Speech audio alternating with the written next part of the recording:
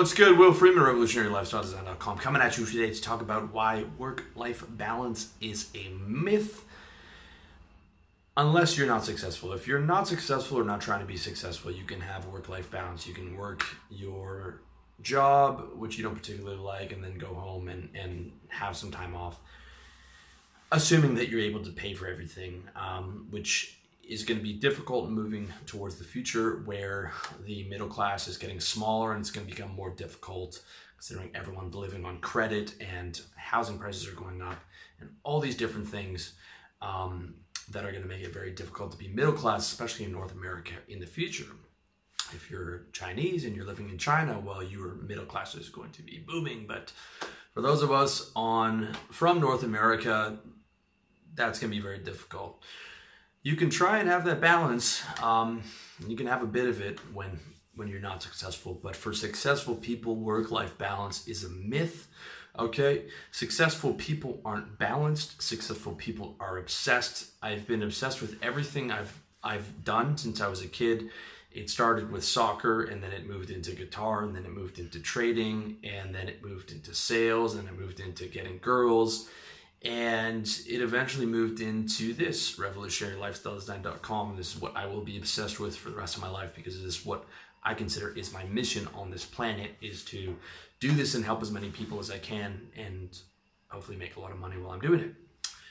Successful people, in my opinion, and I've read a ton of biographies, a ton about people who've become really successful, are all obsessed. If you don't believe me, check out Grant Cardone's book, Be Obsessed or Be Average. Grant Cardone, if you don't know him, is a very successful salesman and personal development guy. He's got a good YouTube channel as well. And Be Obsessed or Be Averaged. And I read that book and it really resonated with me. It's something I'd always known, but I just like hearing it from people who are at a higher level. And it's something my mom would always say, why don't you take some time off? Why don't you take a break?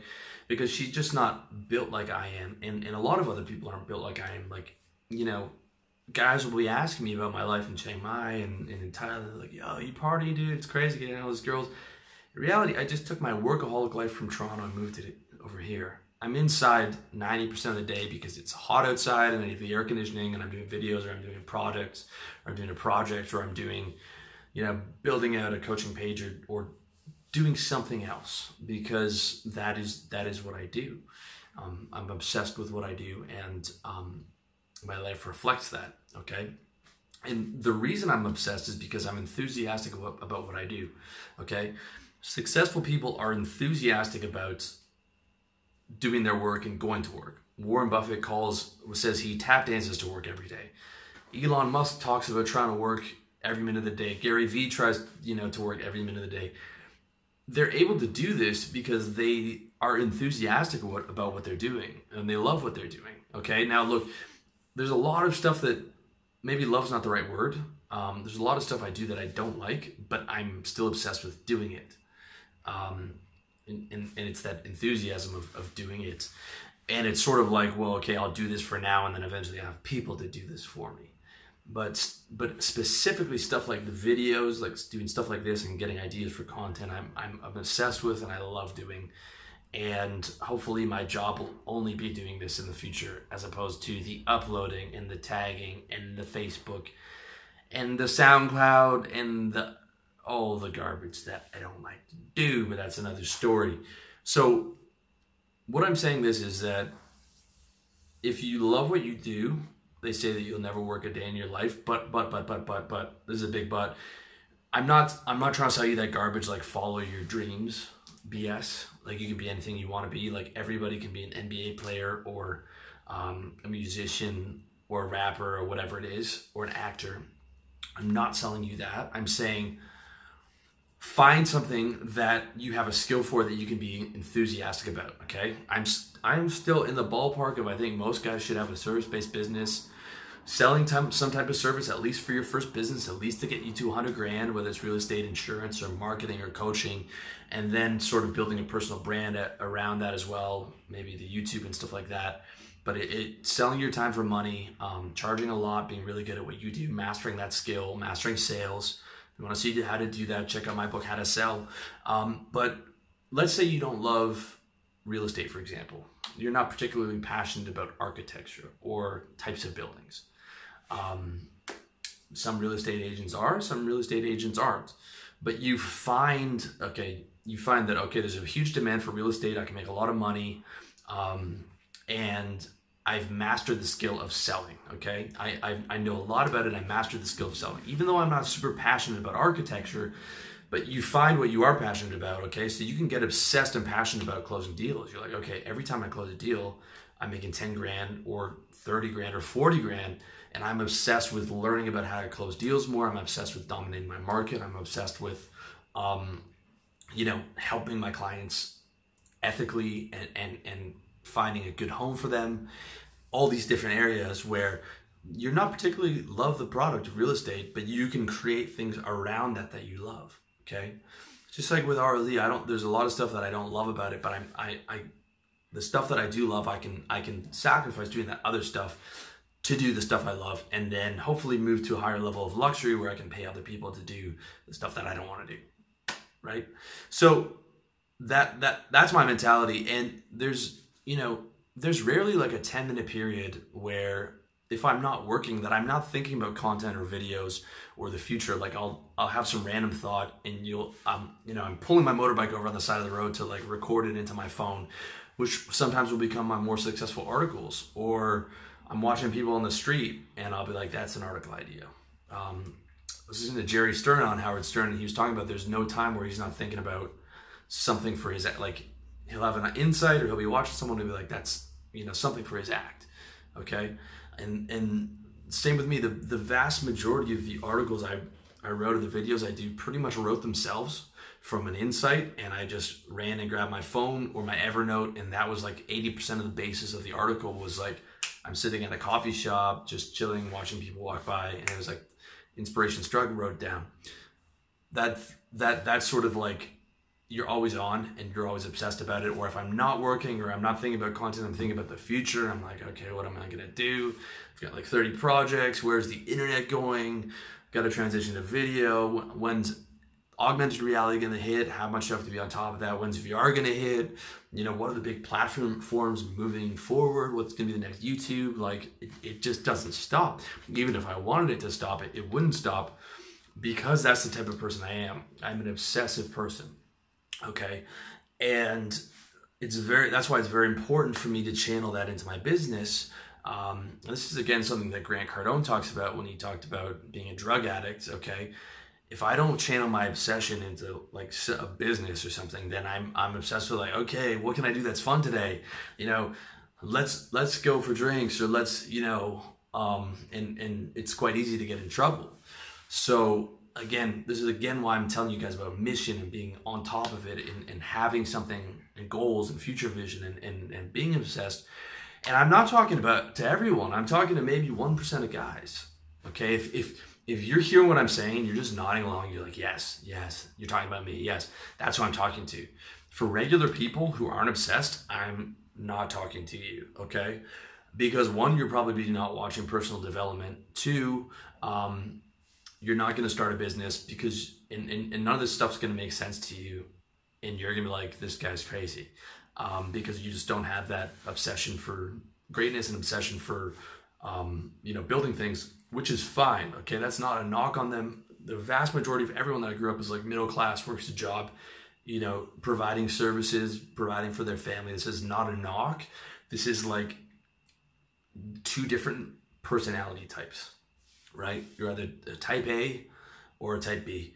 And I'm a hardcore type A, and I think everyone that succeeds in business on a level has to have that personality. And I'm telling you, it is okay to be obsessed, and it is okay to not have work-life balance. I don't have a whole lot of work-life balance, okay? Because that's not what success looks like. That's what guys pretend success looks like. Here's me in my Lambo that I rented so I can get a lot of views on YouTube. Like that they're selling that dream, but in reality, success looks like 8 or 9 hours of working a day, if not 10 or 11. At least till you get to the level where you want it to go. Okay, success. And I haven't even done a good job of monetizing my site. okay, or monetizing my video. I know that. Like, there's guys that work even harder and that have done better monetization jobs. I'm just talking about where I'm at. And success means being obsessed and possessed by your work. I'm not just obsessed with it. It's like, I have to get that content out. I've got, another 30 or 40 articles to go, clearing out my Evernote. And I know that a lot of those articles, they're going to be 15,000 words. The videos are going to be 12-part series. I know they're going to be some of my least watched content, but I have to get that out there. Even though it's like advanced stuff and only a few guys are going to pay attention to it, I have to get it out there because I don't want to die with those ideas inside of me, if that makes any sense. I know that sounds crazy, but I just have to get that out. And I've heard that from people who are writers. I've heard that from, a lot of content creators. It is sometimes more than an obsession. It's like just possessed by getting that out there. And that's okay. I've come to realize that's okay. And I'm probably never going to have that work-life balance. But don't get me wrong. You can still enjoy yourself, but it's like at night after you've ticked off all your things on your Wunderlist. What's Wunderlist? It's the best task management app in the world to automate your life and get super organized. Check out my book, How to Get Organized, revolutionarylifestyledesign.com, to tell you how to structure all that. But at the end of the day, that's when you can have your sort of reward, right? You can have your girl over and watch a movie or whatever, but you might actually find that you don't want to because you're so into what you're doing, and you might want to keep working because you're so into it. Okay, like here's the ironic thing, dude. The balance and the less hours are like confidence. Okay, getting that work-life balance. They come after the fact, after you don't need them anymore. Okay, let me explain. Like, just like when you're approaching girls, okay? When you start out approaching girls, you're not confident at all. You're scared, like you're shaking, like you're like, okay, I'm just gonna ask her for the time. I'm just gonna ask her for the time, and hopefully she doesn't slap me, right? You ask her for the time, it's okay. You're like, oh, okay, relax a little bit. Talk to the girl for a minute, you're like, okay, I gotta go.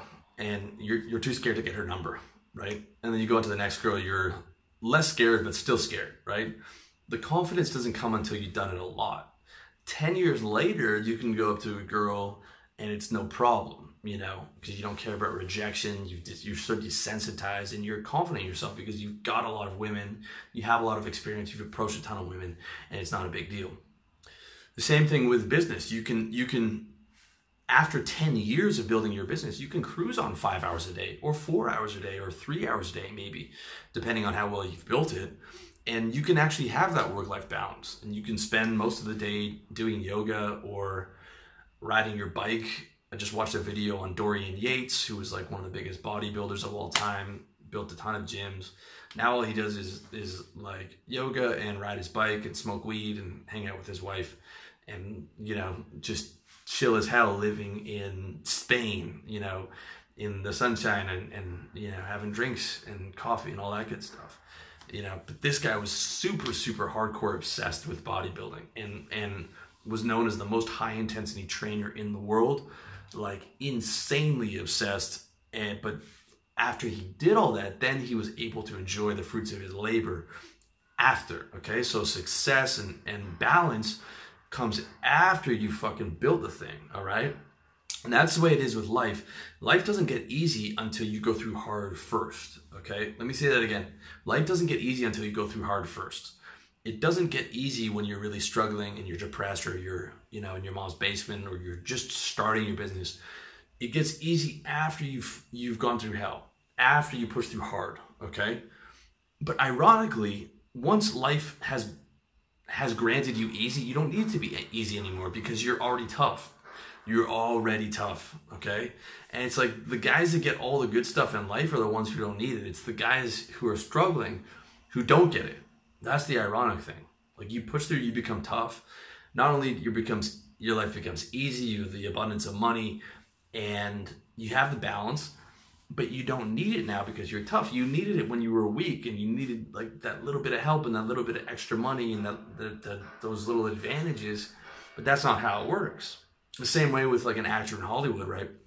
He's sold all his stuff. He moved to Hollywood. He's dying. He's scraping by. He's, waiting tables. He's barely paying his rent. And he would kill himself for, $10,000 sponsorship or whatever.